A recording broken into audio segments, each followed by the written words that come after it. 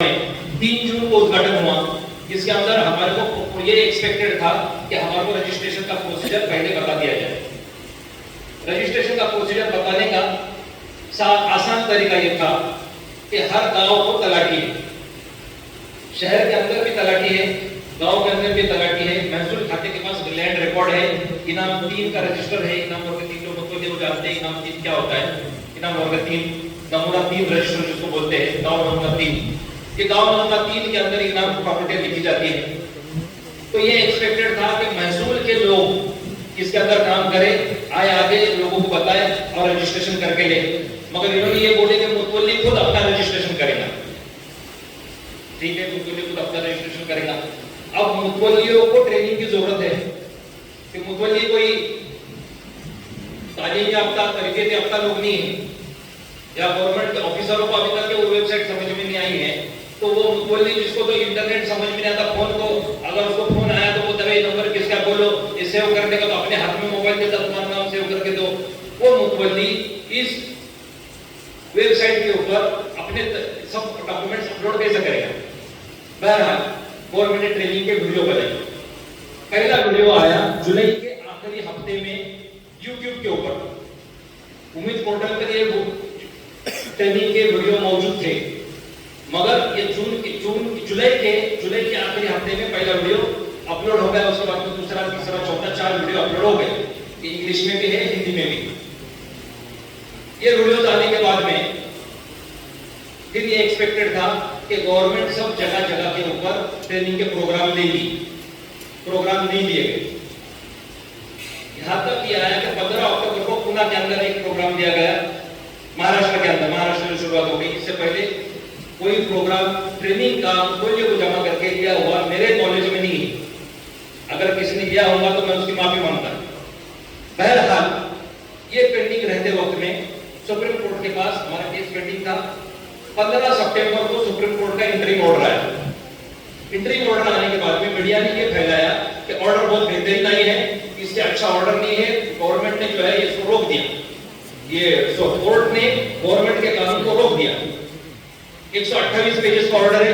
Order मैंने पढ़ा, फिर मुस्लिम पर्सनल लॉ बोर्ड के जो मरकजी अराकीन है उनसे राब्ता किया कि ये ऑर्डर में तो ऐसा कुछ नहीं है। तो कहते हैं हमारे लीगल एक्सपर्ट से बात करेंगे। बहरहाल बात होने के बाद फिर दूसरे दिन से हमारे जो रहनुमा है ये बोलना शुरू कर दिए कि भाई ये ऑर्डर हमारे खिलाफ है, इसके अंदर हमको रिलीफ कुछ भी नहीं मिला, एक पैसे का रिलीफ सुप्रीम कोर्ट ने हमको नहीं दिया। ये ऑर्डर आया 15 सितंबर को। जब तक क्या सबको ये एक्सपेक्टेड था कि कुछ ना कुछ रिलीफ मिलेगा, अभी भी फाइनल ऑर्डर आया नहीं है। इस between pendency, during the pendency of petition, कोई चीज का काम करना ये कैसा है ये कानून के एक्सपर्ट जानते हैं। बहरहाल चूंकि इसके खिलाफ एडवर्स ऑर्डर नहीं था, इस टेक्निकल विलिज का फायदा उठा करके ये पोर्टल आ गया आया। अब हमारी जिम्मेदारी है कि हम इसको अपनी सब प्रॉपर्टी इसके ऊपर रजिस्टर करें। अब ये प्रॉपर्टी रजिस्टर करने के लिए प्रोग्राम्स अभी लिए जा रहे हैं। ये है अक्टूबर खत्म हो रहा है, नवंबर आ रहा है, कल से 1 नवंबर है। 5 दिसंबर हमारे को आखिरी वक्त दिया है। ये जो आखिरी वक्त में 2 बातें कि सेक्शन 3B है ऑफ वर्क एक्ट, जो ये बोलता है कि 6 महीने के अंदर, एक्ट लागू होने के 6 महीने के अंदर हमारे को ये रजिस्टर करके लेना है। टेक्निकल इश्यूज पकड़ करके 5 दिसंबर इसका दिन पकड़ा है, क्योंकि 5 दिसंबर के दिन ये मुदत खत्म हो रही है रजिस्टर करने की। फिर 5 दिसंबर को खत्म होने के बाद क्या करेंगे, तो उसके बाद में 6 महीने और हमको मिले जाएंगे, मगर हमारे को डिले कंट्रोल करके लाना पड़ेगा। डिले कंट्रोल कहां से करना पड़ेगा, कि वक्त ट्रिब्यूनल से करना पड़ेगा। डिले कंट्रोल करने के लिए वक्त ट्रिब्यूनल में जाना पड़ेगा। वक्त ट्रिब्यूनल औरंगाबाद में।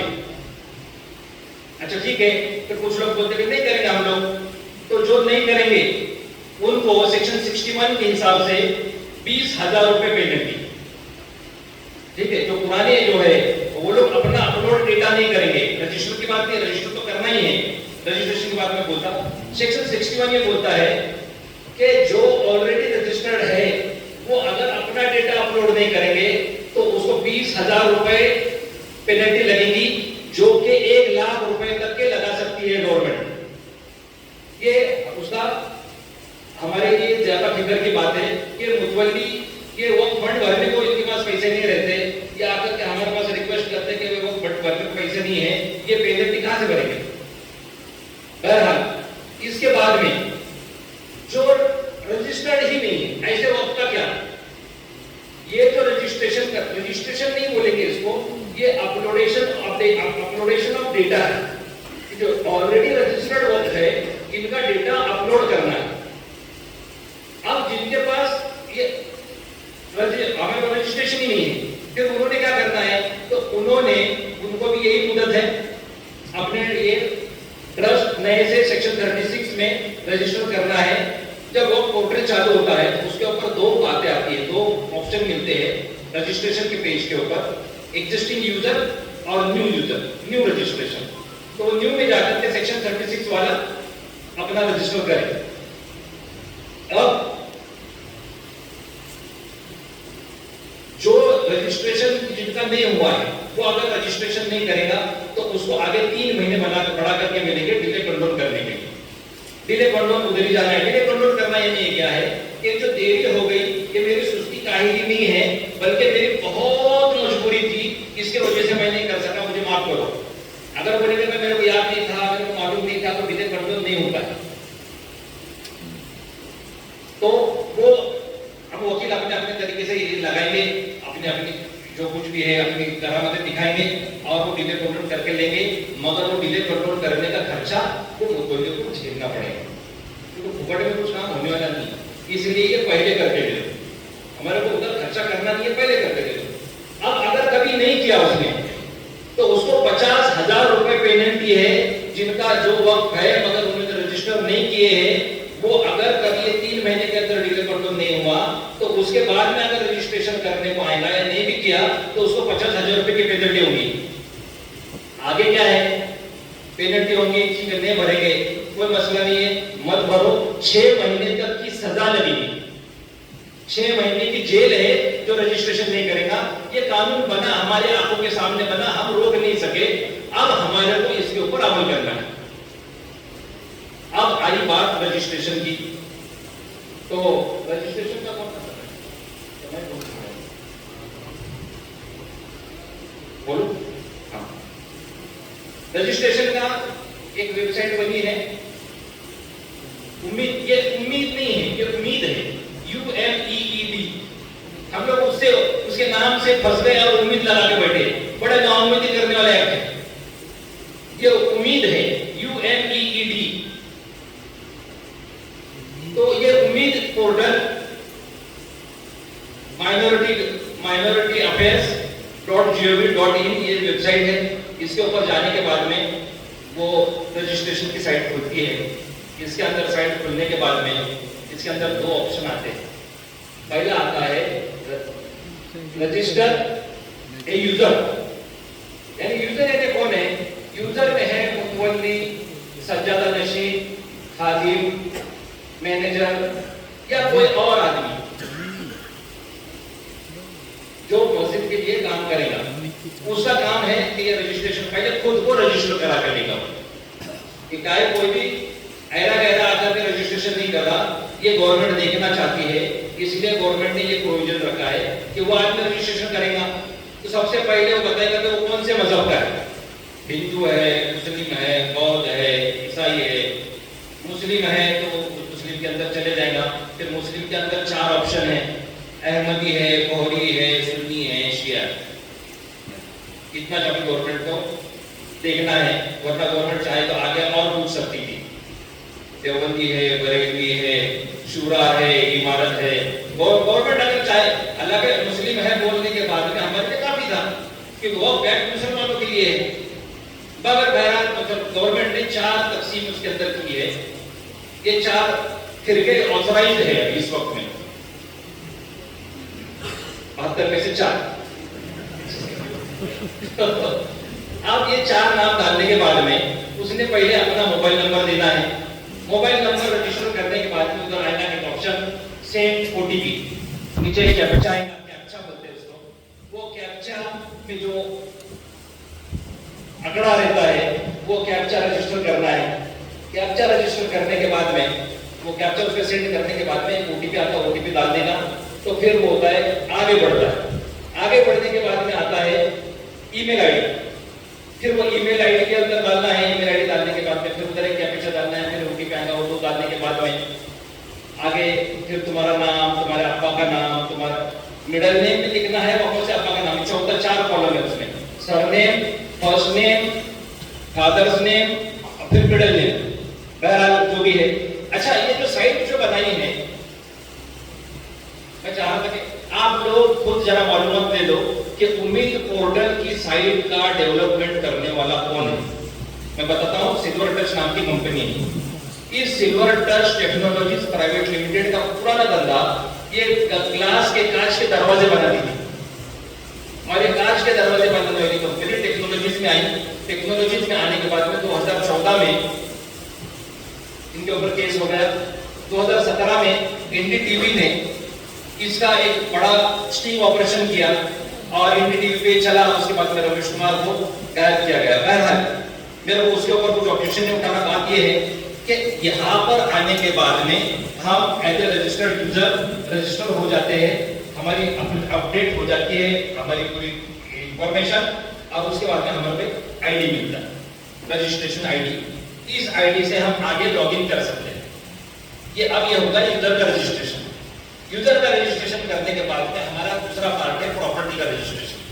अब प्रॉपर्टी के रजिस्ट्रेशन में दो बातें हैं, ठीक है, पूरा मेरे को दिखाना है, हमारे सोहेल साहब उसको प्रैक्टिकली बताएंगे। तो इसके अंदर भी सब चीजें डालनी है। अब इसमें खाली मैं ये बताता हूँ कि एक फर्क है, वो ये पूछते हैं कि वर्क बाय, तुम्हारा वर्क का फॉर्मेशन कैसा है, बाय डेडिकेशन, वर्कफुल औलाद, वर्क बाय यूजर।